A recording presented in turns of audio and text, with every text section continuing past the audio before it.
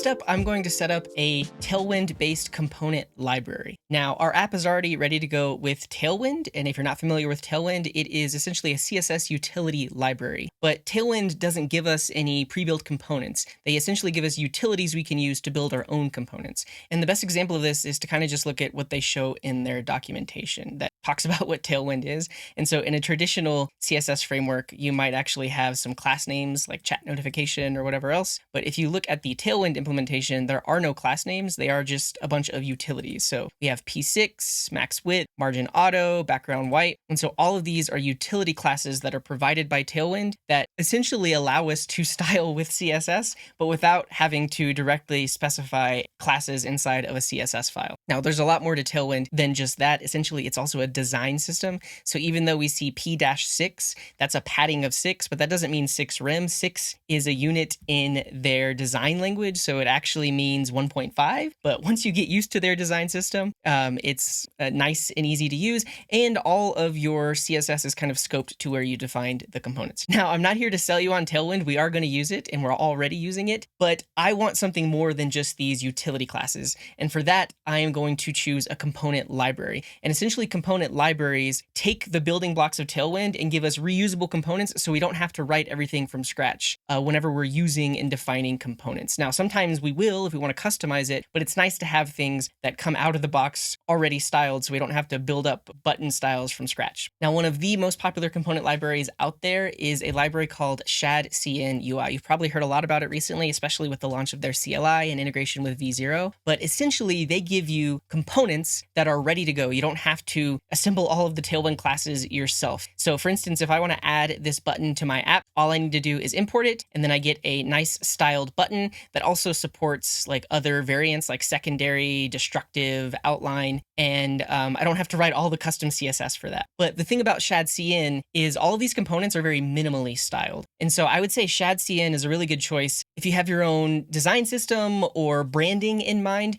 where you want to take these base components and highly customize them to fit your specific look and style of the kind of website that you're building. But they provide a really good base. And the interesting thing about Shadcn, also one of the controversial things about it, is you aren't actually installing the library. They have a CLI tool that literally copy pastes the component code into your application. So if you look at this manual tab here, literally this is all of the code required for this button component, and this file will live inside of your code base. But because you have direct access to the source code, you can modify it and customize it to your heart's content. So that's what Shadcn is really good for. Essentially, they give you the base styles and base components that you would then further customize within your app. And again, every single one of these components, if you bring it into your application, that source code is going to be living inside of your application. It's not an NPM dependency. Definitely take a look at their introduction. They have an FAQ that talks about all of those things. But for me specifically, a lot of the apps that I build, I'm not designing all of the styles from scratch. A lot of times I'm building like a quick prototype, or I'm just trying to get some internal tool ready to go. And I don't necessarily need highly custom styles. And because of that, I'm actually going to choose a library called NextUI. Now, this actually has no relation to Next.js. It's just called NextUI, but it's a component library based on top of Tailwind that has some default styles. So if we take a look at these buttons, they're a little bit more stylized, right? They don't look as plain as like the Shadcn ones.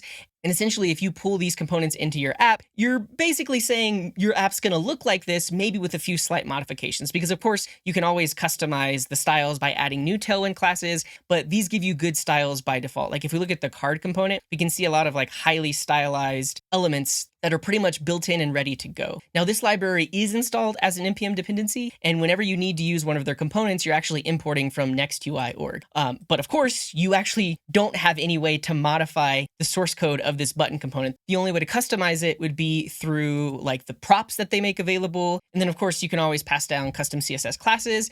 And if you take a look at their section here called Overriding Styles, they talk about basically the mechanisms they provide for customizing it. But because you don't have direct access to the source code for it, sometimes your customizations might be limited.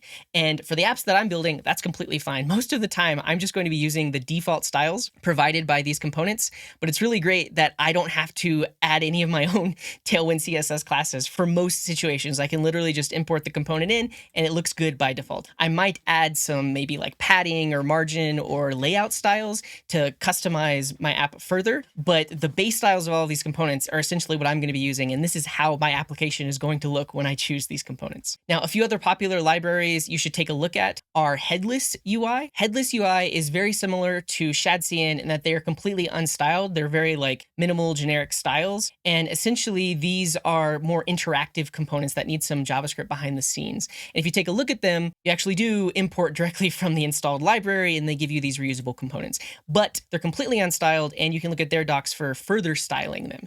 And like I said, they actually don't provide a ton of components because they're ultimately providing some of the JavaScript functionality you might need for more interactive components. Because if you are building out your styles completely from scratch, you wouldn't necessarily want to implement all of the functionalities of these types of components from scratch yourself. These are nice because you get some base functionality and then you can further customize the styles and move on from there. But there aren't a lot of components included because it's expected that you're likely going to be styling all of the other things yourself from scratch with Tailwind. Now, the last two I'll point you to are Flowbyte React and Daisy UI. Give them all a try and pick the one that you like the most.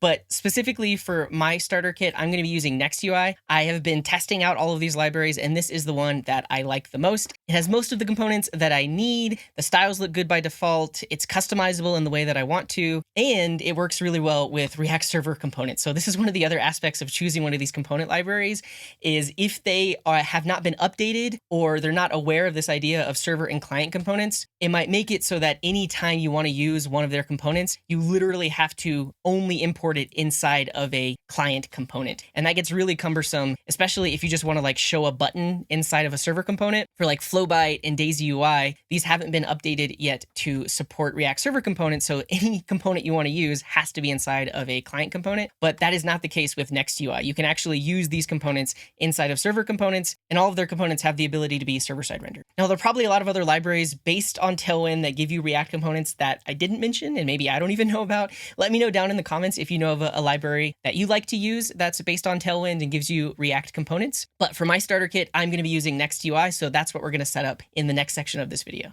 So to get started with NextUI, we'll head to their documentation, and they have an installation section.